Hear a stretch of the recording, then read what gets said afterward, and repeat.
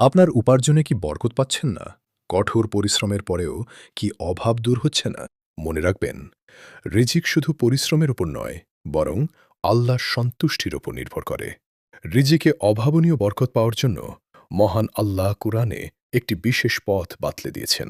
সূরা আত তালাকের ২ ও ৩ নম্বর আয়াতে আল্লাহ তাআলা ইরশাদ করেছেন, আর যে কেউ আল্লাহকে ভয় করে, তাকওয়া অবলম্বন করে, তিনি তার জন্য উত্তরণের পথ বের করে দেবেন এবং তাকে এমন উৎস থেকে রিজিক দান করবেন যা সে কল্পনাও করতে পারবে না।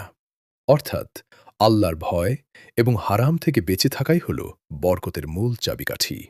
এর পাশাপাশি রসূলুল্লাহ সাল্লাল্লাহু আলাইহি ওয়াসাল্লাম শিখিয়েছেন ইস্তেগফারের শক্তি। তিনি বলেছেন, যে ব্যক্তি নিয়মিত ইস্তেগফার করবে, আল্লাহ তাকে প্রতিটি সংকীর্ণতা থেকে বের হওয়ার পথ করে দেবেন, তার প্রতিটি দুশ্চিন্তা দূর করবেন এবং তাকে অকল্পনীয় উৎস থেকে রিজিক দান করবেন। তাই আজ থেকেই সব ধরনের গুনাহ ছেড়ে দিন এবং বেশি বেশি আস্তাগফিরুল্লাহ পাঠ করুন।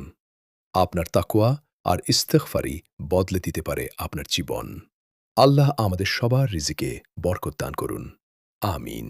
ভিডিওটি শেয়ার করুন, ভালো কথাগুলো ছড়িয়ে দিন।